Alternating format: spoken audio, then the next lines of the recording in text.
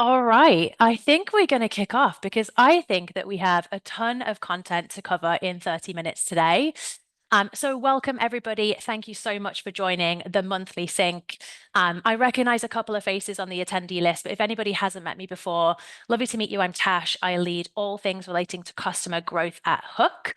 And today is all about how do you, as a CSM or as a CS leader, hit your GRR target? And this is something that I am incredibly passionate about as someone who has held a revenue target for more than 10 years in customer success now. I really notice that for salespeople, they are taught the skills, the mindset on how to chase down a target, how to own a number and really run after it. And more CSMs and CS leaders these days are being given revenue targets and not being trained and coached on those same skills and that same mindset. And so this is what today is all about. How do you go after your GRR target and how do you make sure that you hit it? It's something that I am incredibly passionate about, but it's also something that my guest today, Eliza Cheney, I know is incredibly passionate about too. And so, Eliza, do you want to tell the group a little bit about you and your experience so far? Yes, thanks, Tash. Similar to you, I've also owned a Target for almost 10 years now. Actually, you're one of the first people who taught me to really own my book of business, and I'll always be grateful for that. But I lead the customer success team at a company called Encord. To give you a background on what Encord is, think of it as the back end office for your AI. So what you do is use your data, you upload your data into Encord, and it curates, manages, and evaluates your data to ensure you have the most accurate AI model possible. And so, yeah, really looking forward to our chat today and how to make sure that you're hitting your target in the right way. Nice, love it. Thanks, Eliza. All right, well, we have a ton of content to cover. Just a couple of pieces. If any of you have any questions, please do throw them in the Q&A piece. And if we have time at the end, we will get to questions. If we don't, we'll make sure as a team we're following up, but feel free to reach out to Eliza and I after. Any monthly sync usually starts with an agenda. Today, the basics that Eliza and I are going to cover are why is it important to have a plan in order to hit your GRR target? Where do you even go about starting? Like, how do you know how far off you are? And once you know that, what are the core concepts that go into a plan? If you have any questions along the way, as I said, please put it in the chat. But Eliza, we're going to start off with something a little bit fun to begin with, just as a bit of an icebreaker, if that's okay with you. We're going to start with wrong answers only. You have to hit your GRR target this year. How are you going to do it? What is a GRR target? Fair, yeah. Okay, fine. Any Sorry, serious. any others? QBRs? Yeah, more QBRs. Yeah, we hear that a lot. Yeah. I'm going to hit my target by doing more QBRs. Who are you going to do QBRs on? How do you know they're doing them on the right customers? How do you know QBRs work? Yeah. What else you got? Let's see. I don't know. That's I don't basically what I was know. going to say. Yeah. Do you need a plan? Definitely don't want to sit in front of anybody at C-level, anyone at my board and say, hey, I don't No. know how I'm going to hit my target. Better playbooks, better call to actions, all that kind of stuff. All right, cool. Thank you. Bit of fun. Poking fun at QBRs, I'm actually a big fan of a QBR if they're done right. So I need to put that out there. We're both big believers that if you want to hit your GRR target, you have to have a plan. Tell me a little bit about why that's really important to you. Yeah, I've been thinking about this a lot recently. I've started a new company and it's about how do you have not only the company's plan and target, but how do you make it your own? So one of Mm, the first things I do is understand like, okay, this is what the overarching company is trying to do this year or this quarter. What is my piece in that? So what is my contribution to that goal? And then what do I have to do in terms of getting there? So I first just kind of understand what is my piece in the overarching business goal. So I ensure that I'm hitting my numbers and I'm reporting them correctly. yeah, I love that. And then for me, I think it's about giving you like control of your business. Like if you have a plan to go hitting your target, it gives you that level of control. It gives you that level of credibility internally. If you're a CSM and you're speaking to your manager, like showing them the plan to hit your target this year. If you're a leader, sharing it back with your team or sharing it up with your manager or your board to say, hey, I've got this. I know exactly how I'm going to do it. But I think also taking yourself out of the weeds of day to day. Like I think anyone that works in CS, like it's so easy to get drawn Yeah. into this customer needs help or this renewal this quarter. And so giving you that plan just gives you that path that allows you to take more of a strategic view. Yeah. It's your overarching North Star, right? Where you can stay grounded. And I think that's so important because to that point, the one of the biggest issues in CS is it's so easy to get into the weeds and how do you get out of that? Absolutely Yeah, love that. totally. All right, so we know we want to craft a plan to hit our GRR target. Where do you start? Where do I start when I'm trying to hit my GRR target? Well, first I'm trying to understand like what is that goal, right? So I mentioned around the overarching KPIs for the year and where's my piece. Now, okay, say we're trying to hit 96% retention, but I'm at 90%. I have a Mm, 6% gap I need to go and find. mm, So one of the things I do is I actually convert that to a number. So either in dollar or pounds, and you're like, all right, now I know I need to find 100K. So these are the areas that I know are not savable. Here are the areas that are. And then that's kind of how I start breaking it down. So I can really start being strategic and understanding what can I save and what can I not. yeah, love it. And so we both do the same thing, like converting a percentage into a dollar number. And I think like just by accident that's been taught to us along our career. Tell me about the benefit of it being a number to chase, like a dollar number rather than a percentage. For me, it's more tangible, right? Because you can put it immediately into practice. So what I usually do is I create a forecast sheet so I know all my upcoming renewals. I know where all they're going to land from a percentage and a dollar amount. So I see, okay, I'm going to lose 20K in X customer. Mm, Is this savable? Can I find it? Okay, now I need to find another 80K if that's not savable or it is. Oh, it's like, all right, that's completely not unsavable. Where can I make that up in expansion, right? Because yep. overarching one thing we're focusing on is NRR as well. So making Okay. sure you're having that balance. Yeah, love it. Okay, cool. And so when you say knowing where you're at right now, you're referring to a forecast, right? Yes, exactly. Cool, got it. And I think like a couple of things that I'll note there. Maybe I'll ask you a question first. Do you forecast just for this current quarter, next quarter? Are you looking full year ahead? Like, how does that look for you? So I'm actually looking full year ahead. So a few things that I'm doing right now is trying to understand, okay, what is that percentage we're trying to increase from an NRR perspective? And then I'm Mm, actually going into my team's individual book. So I know how much they can lose this year and how much they can't. And then I'm breaking it down by quarter. So we have a plan in place. got it. Okay, great. So it all starts with your forecast. You compare that to your like financial plan or the target that Yep. you've been given, and you figure out what's your gap. So I call that the revenue gap. I don't know if I can like coin that term or like trademark it or something, but I think you I can coin absolutely it. love it. It sounds like to know that you've got the right gap is kind of key to building the rest of the plan. How do you know you've got the right forecast? How do you know you can trust your view of where you're at right now? There's a few different things I can do. When I was at Sales Off, I really paid attention to that health score, right? Now, what I'm looking at here at my new company is what are the triggers to sign that it's healthy or non healthy? So, a few things is like, okay, my team is forecasting this. I'll really be pushing that on what activity have we done? What health that they are? What is the team's current usage? What are those basic benchmarks that I know make a successful customer, and do they actually tick all those boxes? So sometimes like I will do line by lines with my team to make sure that they thought of everything possible, wondering, okay, what haven't we thought of? Where do we go from here? But ultimately, it's a lot of like gut checking, making sure that we have the right benchmarks, the team knows what they're doing, and we've had conversations at the right level, and we've been working that renewal in advance. Yeah, got it. So personally on that, I'm like a huge fan of a data-driven forecast, like shock, no surprises for anyone that knows me and for the industry that we're in. And I think that that's really important for a CSM, but especially for a CS leader. Yep. For a few different reasons, right? We're basically saying the way I'm going to hit my target this year is I'm going to craft a really good plan, and we'll get onto that bit in a second. But to know what that plan looks like, I have to have a really solid view of where I'm at right now.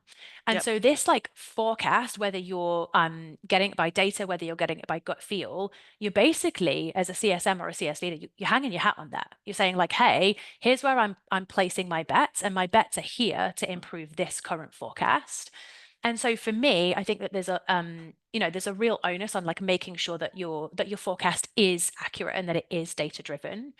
And so I think if there's anyone on the call that's like more new to this area, we should be going to ask that question internally. Like, hey, when I'm looking at my health score, if my health score is feeding into my forecast, how do I know that my health score is accurate? Tell me about the last time that we did a check on accuracy with my health score. What kind of data does it make up on? And if you don't have that, putting as much of a data driven framework behind your health score to fuel your forecast as you possibly can. And then if you don't work in the environment where you have a health score and you're just being asked to put a forecast in, then having some kind of like consistent framework in place around how you forecast. So it's not just everybody's like finger in the air. I think this would be 90%. I think this would be 50%.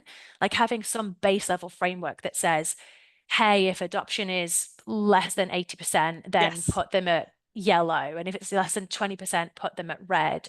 Or even saying if it's less than 80%, call them at 50%. Some kind of framework in place that gives you just a bit of consistency, even if it can't be 100% backed by data. Yep. I love that, especially when you have those swing deals where they potentially can be flat renewal or full churn, making sure it's really obvious that those are the swing deals. So either putting it at 0% or 50 and then making sure that's highlighted. So you're like, hey, these are the ones that we need to run after and build those back to health plans. Yeah, love it. Okay, so all right, we both agree, like you have to have a plan to be able to hit your target. The first step in that plan is knowing where you're at now and how far off your target you are. And then you're converting that revenue gap into dollars so you know what you have to chase. And by the way, going back to that piece that I mentioned at the start about like salespeople are trained to do this from day dot, this is in every sales account plan. Like, hey, this is your number you have to hit this quarter, or this is your number you have to hit this year. Where are you going to go get it?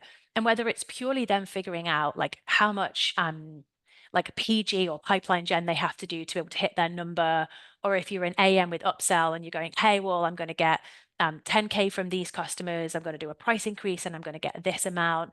It's a very common motion to go, hey, here's my number. How do I go chase after it? So anyway, it becomes a maths program, a maths problem, right? Like it's taking the emotion out of it and it's allowing you to think about how you chase that number down. So then, Eliza, we know we have a revenue gap. We know what the number is that we've got to go find.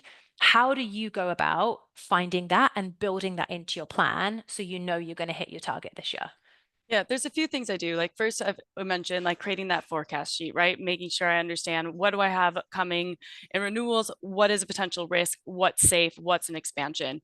And then from there, I'll really figure out which each person on my team can influence. So it kind of goes back to what I was saying previously around the non-savable churn versus the accounts we can focus on.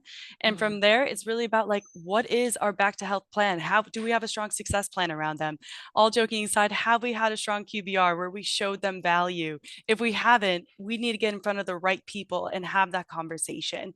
And if, and sometimes if we see a bunch of red ticks and there's a lot of things that is not doing well, have an honest conversation with your customer around it.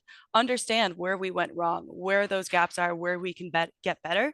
But it really comes back to understanding what can I actually focus on with my team, and then where can I ensure that they feel like they can influence? Because at the end of the day, I think the most important thing for your team to know, like this is their book of business. They're thinking like a CEO within their space, and they need to make sure that they're running those plans. So I'm trying to empower my team to think the same way I do. Yeah, I love that. And you've like touched on something that I think is a bit of a like taboo subject across customer success, that not all risk is savable. And I think that all of us like we go through this motion of like seeing a risk and maybe like kidding ourselves that we can save, we can save anything. But there are definitely customers that you sit and you think, okay, I know I can't save that renewal. And so it makes sense to point my resources in that place. How do you have those conversations with your team? How do you note down or take track somewhere of like what's savable versus what's not, so that when you're communicating up to the business or down to your team, everybody's aware of like how you're rallying your resources? Yeah. I mean, anyone who has worked with me has know I love to rally around risk. But in that point, I definitely want to make sure that I'm rallying in the right areas, right? So the few things that I've always really thought about with my team is understanding, okay, what have we done? And this gets all back to building in the right process, right? So making sure you have your churn reasons in place. If a business goes under, you can't do anything there. But, Mm, or let's say they had a change in a customer focus and we got in there too late, right? What I care about is making sure that the team has done everything they can and that they can walk away from that deal and be like, hey, I've tried all these motions and I know this isn't savable. I'm moving on. I mm, think for me, where I sometimes get frustrated, we're like, hey, that's all we can do. when I know like, hey, but what have we done? And I think it's really important to lay that out, because not only does it make you feel better as a manager, but it also makes your team feel like, hey, I did do everything I can and I learned on what I need to do next. And I think that's super important. What are the learnings that come out of that unsavable churn? Got it. I've heard some CS leaders split out their churn reporting, where they'll report on the percentage of savable churn or Mm, influenceable or addressable churn that they've saved versus the like non-addressable, non-influenceable. And I think that that's a really interesting like concept as you think about like educating the business on churn that you could have saved and churn yeah, I that you like that. couldn't. Um, but I think that it all comes back to if you're having to have a conversation upwards to say, hey, like we're not going to be aligning resources, we're not going to be trying to save this customer, you have to have a pretty good plan that says, well, what else are you doing with that Yep, resource and how else are you aligning it? Or how else are you going to hit target? Because naturally, I'm sure we do this as leaders with our team, like you want them to try and save every customer. And it's a hard pill to swallow sometimes saying, yeah, okay, like we can't do anything about that. And so I think this comes back to like probably another reason why the plan is so beneficial because it helps give you some backing in that area, right? exactly. No, I'm with you. I even color code my plan. So I'm like, from a visual standpoint, I know exactly where I'm going and where I'm not. I don't doubt it. I don't doubt it. Um, well, for me, my 10 cents on the then, like, once you know what your gap is, how do you go chase it down? I approach it probably in more of a like maths problem kind of way than maybe you do.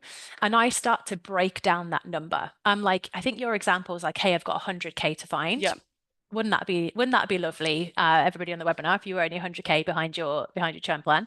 But if I have 100K to find, where am I going to go chase that down? And so, like, I'm a big fan of having a health score, rolling that up to a forecast, and then trying to figure out, okay, if I've got this view of my whole business and it tells me what's at risk and what's healthy, how do I start to get some gains back against that 100K? What are the pots of money I'm going to go after to help me find it? And so some examples of that might be, okay, over here, I've got this bunch of healthy accounts. Maybe right now I'm forecasting them at 80%, but if I forecasted all of them at 100%, that gets me yep. 30K, 40K, 50K back against my 100K gap. And so, like, what are the plays that my team and I are going to run to help us move the needle on those healthy accounts and get them secured at 100K? Is there a play that we need to run? Is there an incentive? Can we give them some free product? Can we close it early and just lock that renewal in? And so that like healthy bucket is like low hanging fruit for my gap. How do I go chase that down? And then I look at the like unhealthy bucket. And again, it's that conversation of if I've got all of this unhealthy dollars, what can I move? Because yes, not all churn is savable, but also you're always going to have risk accounts. Like we're never going to have this perfect world of having everything sitting in green. You've got to accept that some's always going to sit in red. And so how much do I think I can move from red into green? And the way I start to break that down is like, how much of that red renews this quarter versus 3 or 4 quarters out? Because 3 or 4 quarters out, even 2 quarters out, I have way more time to influence it.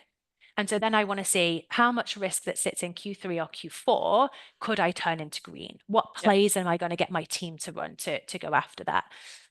Or maybe having a look at how does your risk split out across different geographies or different segments if you're a leader, and just checking that you don't have like a big problem in one area that perhaps your team can help with, perhaps marketing can help with, or product development can help with.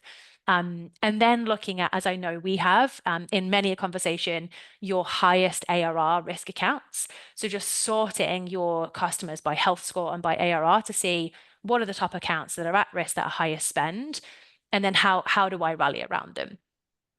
Once you've identified your like top accounts in your book of business right now, Eliza, or in your teams, so they're red, they're the highest spend, what sorts of things are you putting in place with your team to try and turn them around to get your money back against your 100K and your revenue gap?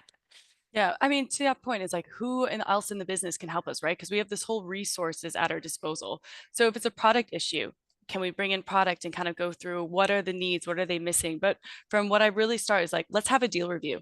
let's actually sit down and discuss this customer and have a candid conversation of what are your biggest blockers and where you can help.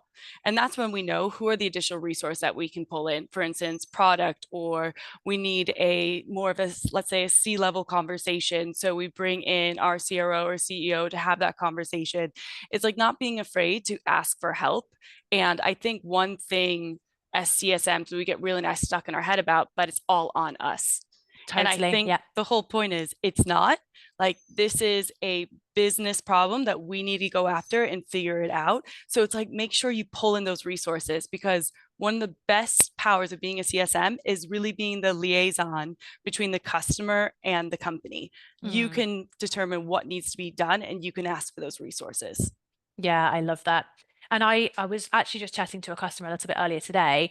They have assigned an internal like exec sponsor to every one of their top ARR risk Mm, accounts, which I thought was a really cool idea, especially if you're looking a full year out, right? If you're not just looking at this quarter, because if you're in the renewal quarter, there's only so much that an exec exactly. touch can do. And an exec doesn't want to be helicoptering in the quarter of renewal. They want to be more proactive. And so if you're getting this like bird's eye view or top-down forecast of your whole year, assigning an exec touch point to each of your top risk accounts, I think is a really cool idea. Yeah. And I think that goes to the point like time is your best friend. And that's why you need a forecast outside of the quarter. You need to think about, okay, what am I trying to hit for the year? And then breaking it down backwards, because that's going to help you the most when you have time to actually get this done. Yeah, love that. And that's why I think it's this like non-emotional view that the plan forces you to get. Because everybody in CS, we want to do right by the customer. We want to add value to every customer. We want to renew every customer. And I think it's so easy to get pulled into the multiple asks from multiple customers, trying to do everything, trying to be everything for every customer. And I think sometimes just taking this view of your business and looking at it in a bit more of a like maths problem might help break down, okay, here are the plans or the strategies that I'm going to do to hit my target. True. Like for me, whenever I feel overwhelmed and I feel like I have a million things on my to-do list, I do go back to my forecast Yeah, and I break it down, because for me, that is like the best place to ground myself and be yeah, like, all right, but what can I actually do here? yeah, Because you will feel that chaos if you're not, looking at a bird's eye view and then down. yeah, totally. Okay, so we want to hit our GRR target this year. We're in agreement, like not much debate on this No, webinar. I I probably mean, I invited the wrong can disagree person. with you Yeah, if you'd like. I invited the wrong person if I wanted debate. But we agree that like if you want to do that as a CSM or a CS leader in a really solid way, you have to build a plan. It allows you to take a step back, be non-emotional, but also I liked what you said, like link it into your own personal goals.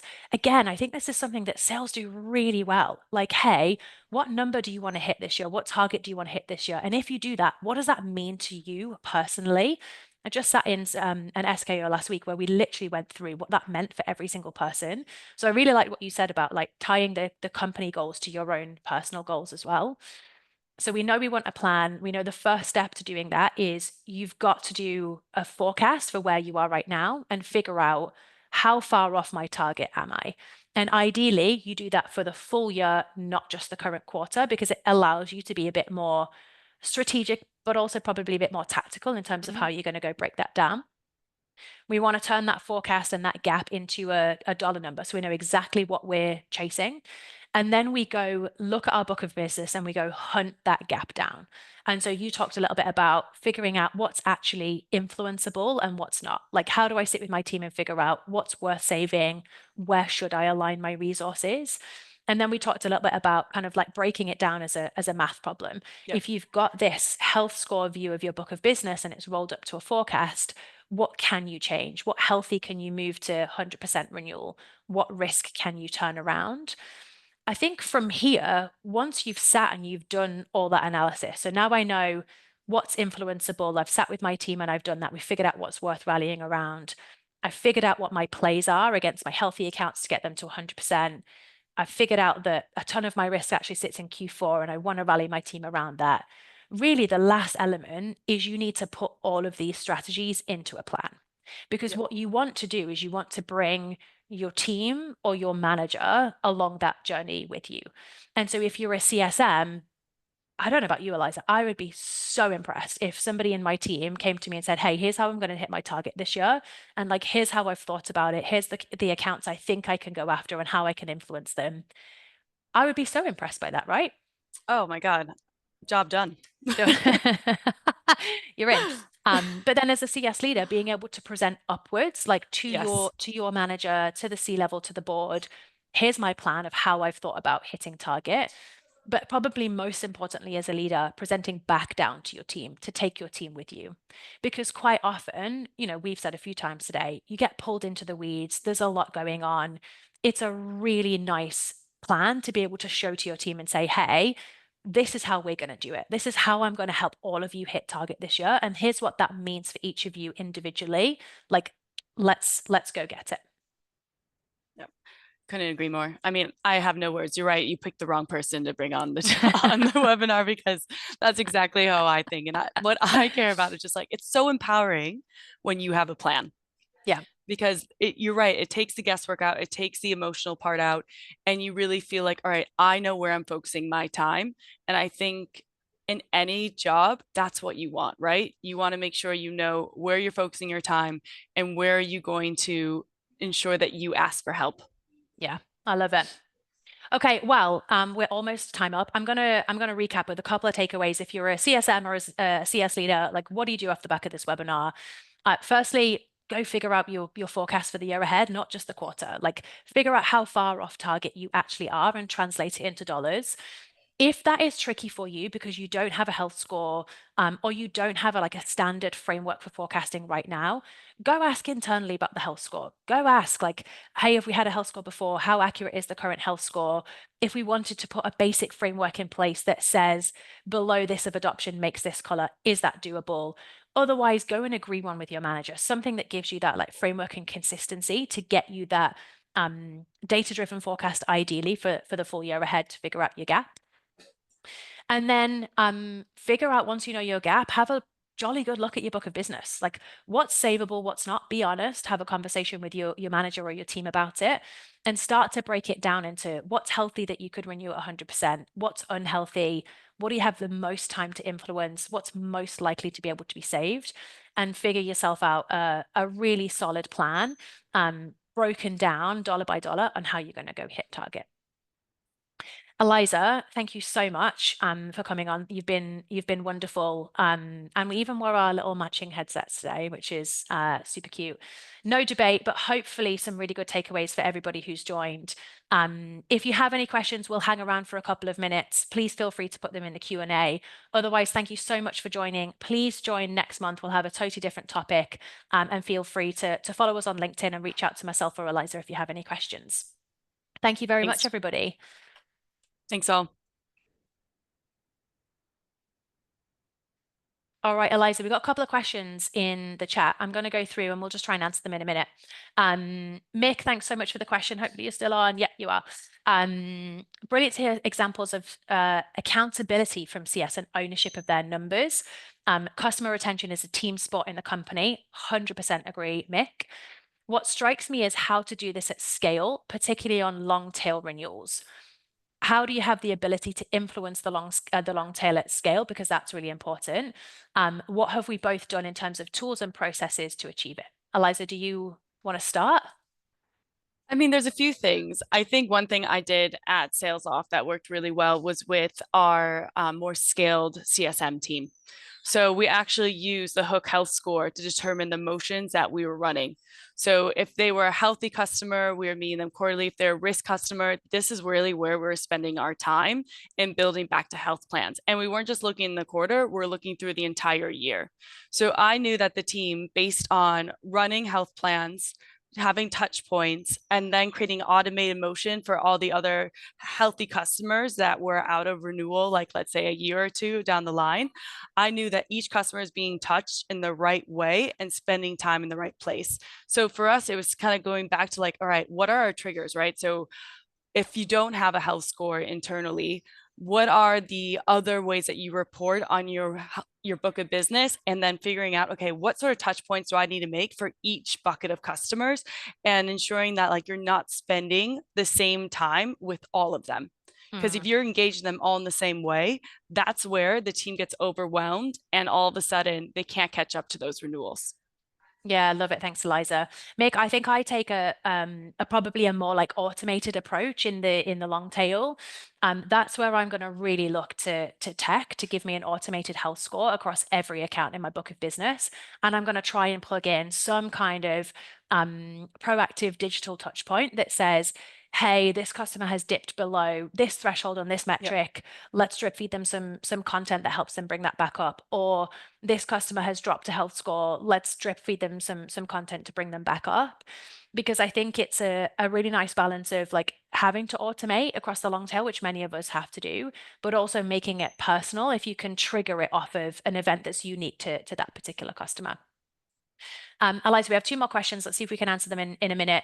Katie has new business in her team and book of business as well. Lucky you, Katie. So new business contributing to my revenue target. So do you take a cut off from new versus existing?